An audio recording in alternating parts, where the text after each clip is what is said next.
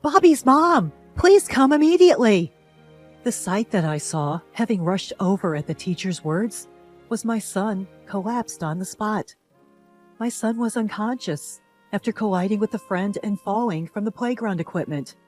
I was anxious and called help to my husband, but busy with his work, he didn't come to our son's side. Even though it's his job, it's just too cruel, while his own son is being taken away in an ambulance. I realized something. The worst reason he couldn't rush to our son's side. I'm Jennifer. I live with my husband John and our elementary school-age son, Bobby. John works in the hotel industry and doesn't have weekends off, so he rarely participates in Bobby's school events. He's never shown up for parent-teacher conferences or sports days. When we received the letter about a parent-child outing, I asked my husband, knowing he probably couldn't go. John, there's a parent-child outing during the upcoming public holiday. During a holiday? I can't. I have work. Despite understanding, I still felt lonely. When I asked other moms, they said that everyone is managing to attend with their spouses. Some people also work on weekends, but they seem to be adjusting to take the day off. When I mentioned this, John clearly seemed annoyed and retorted, "So what? You're telling me to take a day off too? You understand my work, right?" Yeah, sorry. Reluctantly, I decided to attend the parent-child outing with Bobby alone. While many families were participating with both parents, there were also fathers participating alone because their wives were working. Well, it happens that wives have to work too. I wasn't bothered by it and thought I would enjoy the day with Bobby. However, when the children go off to play, it inevitably gets lonely. The other moms were there with their husbands, so it was hard to join in the conversation. As I was sitting there, the teacher came running towards me in a panic. "Bobby's mom! Please come immediately!" Huh? What happened? Bobby! He collided with a friend and fell off the playground equipment. What? Bobby? I rushed to the scene to find my son unconscious. The teacher immediately called an ambulance, and I got in with Bobby, who was still unconscious. When we arrived at the hospital, he was immediately taken to the examination room. Realizing I hadn't informed John, I quickly called him. "Hello, John? Something terrible has happened. Bobby fell from the playground equipment and hit his head. He's unconscious." "What? Shouldn't you have called an ambulance before calling me?"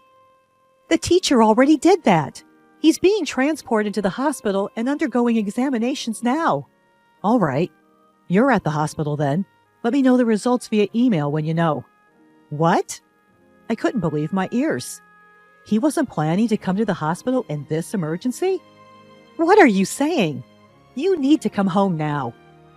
In response to my cry, my husband replied in a flippant tone, "Hey, didn't I tell you I can't take a break during this holiday?"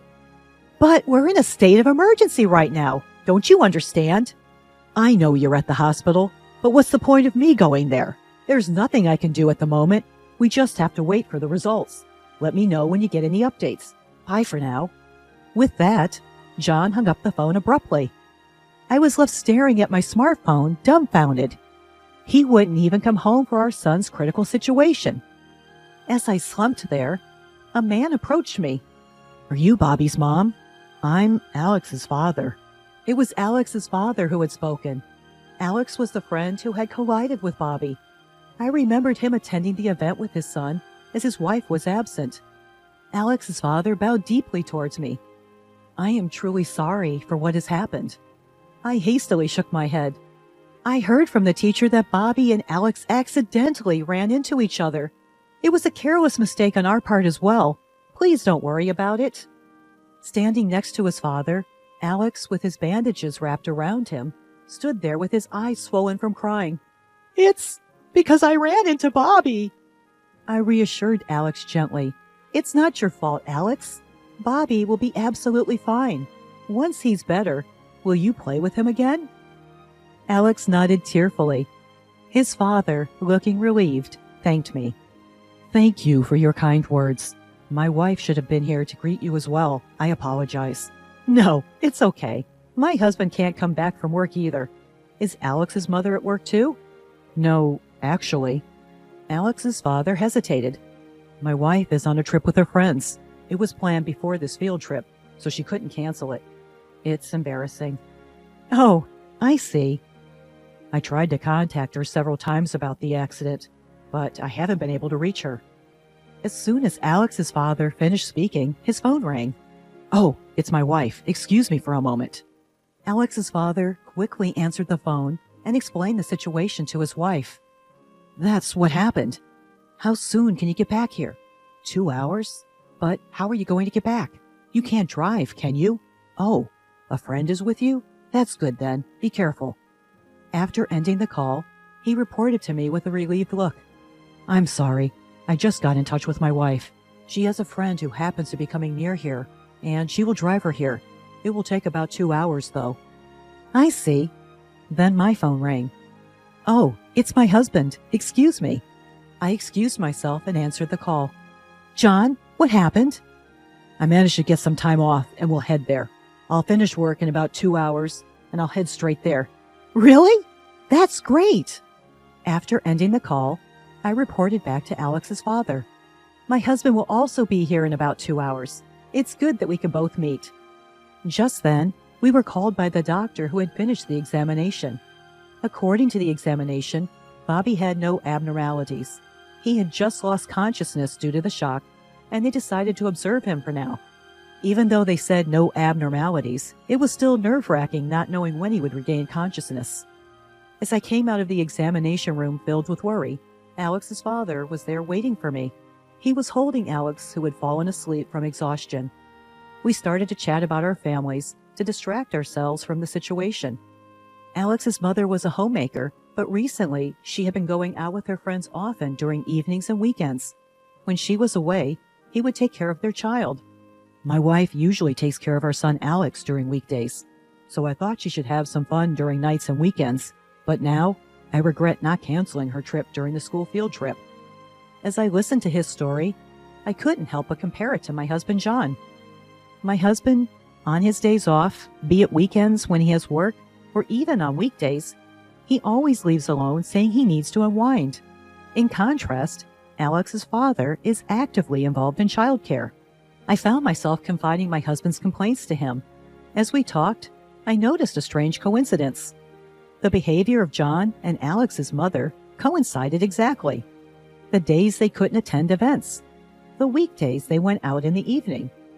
They were all the same. I suddenly became curious and asked, by the way, my husband went on a business trip to Phoenix last month. Oh, when was that? It was the first weekend of last month, I believe. My wife said she was going on a trip with friends that day and came back with souvenirs from Phoenix. Could it be? We exchanged glances. It had been about 2 hours since we called John and his wife. The first to contact us was John. My husband will arrive at the parking lot soon, so I'll go and pick him up. I told Alex's father and headed to the parking lot. When I nervously peeked into the car, there was no one in the passenger seat. Could it be that Alex's mother is with him? That's what I was speculating. I brought John, who got out of the car with an innocent face, back to the hospital room where Bobby was sleeping. After exchanging greetings with Alex's father, Alex's mother appeared. I didn't miss the moment when she and John looked at each other's faces and were momentarily lost for words. As if nothing had happened, John greeted Alex's mother. Ha! Hello! Thank you for always taking care of our son. Alex's mother quickly returned the greeting in response to John's excited voice. Oh yes! Hello! Likewise! Upon observing the two, I decided to stir the pot a bit. Oh, is this your first time meeting my husband, Alex's mom? Alex's mother answered in a flustered manner. Of course. It's our first meeting. Isn't it obvious? You don't have to deny it so desperately. It wouldn't be strange if you had met him at parent-teacher meetings or school events, right? That's impossible. I didn't know John's son was in the same class as my son. I hadn't called my husband by his name in front of her yet. She took the bait. This was suspicious. At that moment, I was convinced of my husband's affair with her. Moreover, it seemed that they had been dating without knowing that their children were classmates. Isn't it strange? How do you know my husband's name if you're meeting for the first time? Alex's mother was at a loss for words at my questioning. That is... Suddenly, John snapped at me to protect her. Hey, Jennifer, what's your problem? That's rude to her, isn't it? She's the mother of our son's friend. You should show some respect. Alex woke up to the sound of John yelling, and then he pointed at John and said, the man who comes to our house. A man who comes to our house? The hospital room fell silent. Alex's mother tried to cover up his remark in a hurry. Whoa, hold on, Alex. What are you talking about? Are you mistaking him for someone else? Perplexed, Alex continues. No, I'm not mistaken. Dad, could you lend me your tablet? Alex receives the tablet from his father, and with practiced ease, he shows a certain image. Look, this! The image displayed is of a toy train set in Alex's room that he had assembled himself. The toy train set is a product sold by a toy company. What's this? Isn't it the toy set that Alex usually plays with? To his mother's puzzled question, Alex points to a figure in the background of the toy train set. See this man? I remember him because I look at this photo from time to time. Upon closer inspection, the image captured the living room in the background of Alex's room, where a man, John, was seen chatting amiably with Alex's mother. With this, you can't dodge the truth anymore, I muttered, giving them a hard stare. Alex's father, too, was trembling with anger. He raised his voice at his wife. You've been inviting your lover into our house while I'm at work? And look at the date. It's the day I was away on business, wasn't it? I, too, was shocked when I saw the date. This date? Wasn't it the day John didn't come home because he was on a business trip? Don't tell me. You stayed over at Alex's house? That is... She said it was okay, so I just...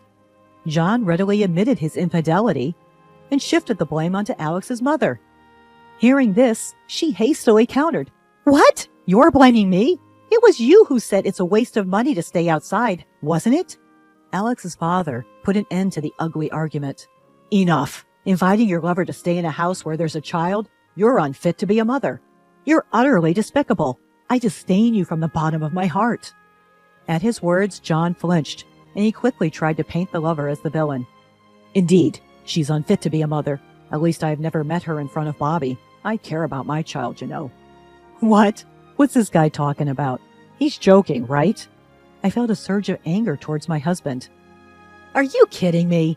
Even though Bobby was unconscious, you didn't even try to come home, using work as an excuse. No, that's not true. I mean, I rushed to the hospital, didn't I? That's because she decided to come back, isn't it? You didn't have the slightest intention of coming back until Alex's dad told her about our son's accident. I thought it would be okay even if I wasn't there at that time. Whether it's okay or not, that's not the point. If you're a father, you should rush to your child's side when you hear they're unconscious, shouldn't you? Despite that, you prioritized your trip with your lover. You're not a father, or anything of the sort.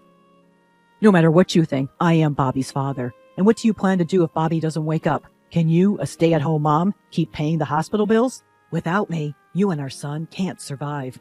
Grr! It's frustrating, but I don't have the savings to keep paying these hospital bills. Do I have no choice but to turn a blind eye to John's infidelity for now? Just when I was about to give up, a frail voice came from the bed. Mom? When I turned around, Bobby had his eyes barely open. Bobby! I clung to my son. Bobby hugged me back tightly, then said, Even if Dad's not here, I'll be okay, because I'll protect you, Mom. Hearing Bobby's words, John was dumbfounded. Bobby, why would you say something like that? Then my son answered firmly, Because you're moving out, right, Dad? After Mom went to bed the other night, you said that on the phone, didn't you?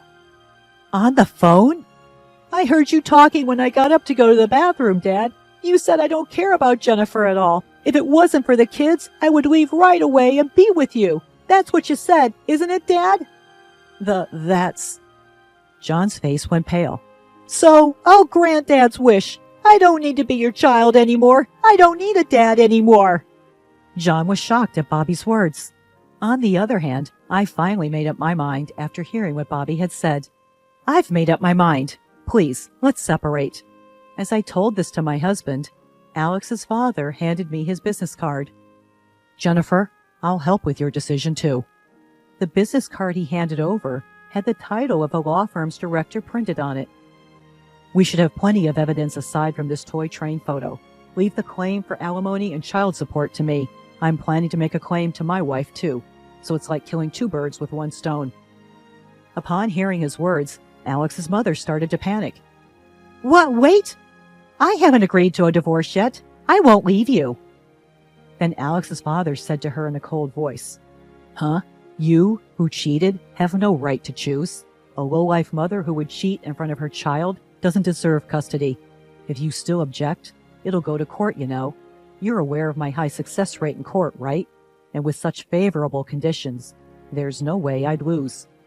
Seemingly resigned, Alex's mother quickly consented to the divorce and agreed to pay the compensation. Seeing this, John also signed the pledge to pay alimony and child support to his wife. He must have realized that it was futile to go against the lawyer. After that, both our marriages ended in divorce. The now free Alex's mother and John started living together as planned. However, their living arrangement didn't go as planned. Once they started living together, they began suspecting each other of cheating with someone else, and their relationship began to sour. Tired of the relationship, John actually ended up cheating with another married woman. As always, John was sloppy and was easily caught by the woman's husband, who demanded compensation. Alex's mother also cheated with someone else, but her lover merely took advantage of her and then dumped her. Alex's mother, who had spent all her savings, and John, who was drowning in debt from paying compensation. They both seemed to be stuck together, blaming each other for their misfortunes. At this rate, they're clearly heading for financial ruin, but I don't feel sorry for them at all. They reaped what they sowed. It serves them right. As for me, thanks to Alex's father, I received more than enough alimony and child support, and now Bobby and I are living a peaceful life. Bobby got better without any problems and returned to his daily life. He still plays happily with Alex, just like before. I've become good friends with Alex's father, even more so than my mom friends, and we talk about everything. My only wish now is to continue living a happy life with Bobby, just the two of us.